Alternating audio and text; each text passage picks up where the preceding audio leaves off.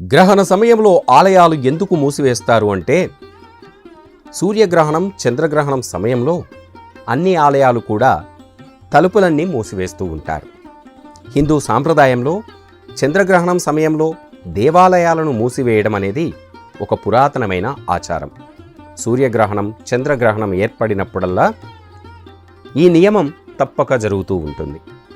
దీని వెనుక కొన్ని నమ్మకాలు, శాస్త్రీయ కారణాలు, అలాగే ఒక పురాణ కథనం కూడా దాగి ఉంది. గ్రహణాన్ని ఒక అశుభమైన కాలంగా భావించాలి. ఈ సమయంలో ప్రతికూల శక్తులు ప్రబలంగా ఉంటాయని కూడా మనకు పురాణాలు చెబుతూ ఉంటాయి. స్కంద పురాణం ప్రకారం క్షీరసాగర మదనంలో ఉద్భవించిన అమృతం కోసం దేవదానవులు పోటీ పడుతూ ఉంటారు. అసురులకు అనగా రాక్షసులకు అమృతం దక్కితే లోకాలకు కీడు జరుగుతుంది కాబట్టి లోక కళ్యాణం కోసం శ్రీ మహావిష్ణువు మోహిని అవతారం ధరించి రాక్షసులను వేరువేరుగా వరుసల్లో కూర్చోబెట్టి అమృతాన్ని పంచసాగాడు. మోహిని అవతారంలో నారాయణుడు రాక్షసులను సమ్మోహనపరిచి మాయోపాయంతో వారికి అమృతం దక్కకుండా చేస్తాడు. అయితే ఇది గ్రహించిన రాక్షస గణాల్లోని రాహుకేతువులు కూడా సూర్యచంద్రుల మధ్య కూర్చొని అమృతాన్ని పొందుతారు. జరిగిన మోసాన్ని గ్రహించిన సూర్యచంద్రులు మహావిష్ణువుకు వివరిస్తారు. శ్రీ మహావిష్ణువు ఆగ్రహంతో తన సుదర్శన చక్రంతో వారి శిరస్సులను ఖండిస్తాడు. కానీ అప్పటికే వారు అమృతం స్వీకరించి ఉండడం వల్ల వారి తలభాగం అమరత్వంతో ఉండిపోతుంది, శరీరం మాత్రం నశించిపోతుంది. సూర్యచంద్ర గ్రహణాలు ఇందుకే. ఈ సంఘటన తరువాత రాహువు సూర్యచంద్రులపై పగతో అప్పుడప్పుడు మింగడానికి ప్రయత్నిస్తాడు. అలా సూర్యుణ్ణి రాహువు మింగినప్పుడు సూర్యగ్రహణం, కేతువు చంద్రుణ్ణి మింగినప్పుడు చంద్రగ్రహణం ఏర్పడతాయి. ఇలాంటివన్నీ కూడా స్కంద పురాణంలో పురాణ కథలు మనకు వాటి ద్వారా తెలుస్తూ ఉంటుంది. అపవిత్ర కాలంగా గ్రహణ సమయం. ఆనాటి నుంచి గ్రహణ సమయాన్ని అపవిత్రంగా భావించి దేవాలయాలు మూసివేసే సాంప్రదాయం ఆనవాయితీగా మారింది.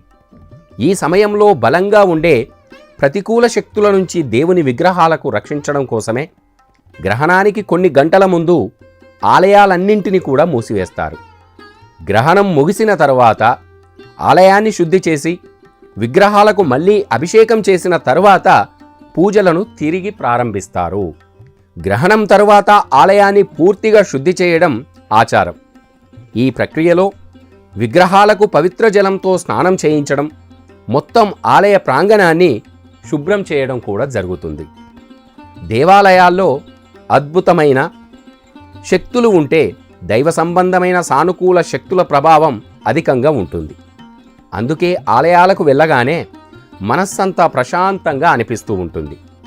అయితే గ్రహణాలు సంభవించినప్పుడు విడుదలయ్యే కొన్ని ప్రతికూల శక్తులతో కూడిన కాంతి పుంజుల కారణంగా ఆలయంలోని దైవిక శక్తులు వాటి ప్రభావం కోల్పోయే ప్రమాదం ఉంటుంది. కాబట్టి గ్రహణాల వేళ ఆలయాలను మూసివేస్తారు. శాస్త్రీయ కోణంలో చూసినా ఈ కిరణాల ప్రభావం కొంత హాని చేస్తుందని కూడా మనకు పురాణాలు తెలియజేస్తాయి. అందుకే మన పెద్దలు కూడా గ్రహణాల వేళ జాగ్రత్తలు పాటించాలని మనకు వివరించారు. ముఖ్యంగా గర్భిణీ స్త్రీలు గ్రహణం సమయంలో తగిన జాగ్రత్తలు తీసుకోవాలి. రాబోయే గ్రహణ సమయాలలో కూడా మనందరం కూడా మానవాళికి మేలు జరగాలని కోరుకుంటూ ఆ భగవంతుణ్ణి ప్రార్థిద్దాం. గ్రహణ సమయంలో తగిన జాగ్రత్తలు తీసుకుంటూ పరమేశ్వరుడి, మహావిష్ణువు ఆశీస్సులను మెండుగా పొందుదాం. శుభం భూయాత్.